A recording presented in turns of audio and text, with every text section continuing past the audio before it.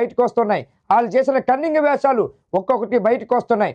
అసలు fire and safety అధికారుల నుంచి ఎటువంటి అనుమతులు కానీ ఎన్ఓసి కానీ లేకుండా షాపింగ్ మాల్ ఎట్లా నడుపుతున్నారు, ఏ విధంగా నడుపుతున్నారు? మొత్తం సౌత్ ఇండియా షాపింగ్ మాల్ అంటేనే రాష్ట్ర వ్యాప్తంగా ఈ షాపింగ్ మాల్ అన్నీ కూడా ఇట్లాగే నడుపుతున్నారా?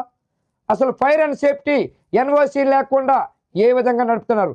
రేపు పొద్దున్న ఏమైనా జరిగితే వందలాది మంది ప్రాణాలు పోతే ఎవరు బాధ్యులు? ప్రభుత్వమా, అధికారులా, సౌత్ ఇండియా షాపింగ్ మాల్లా?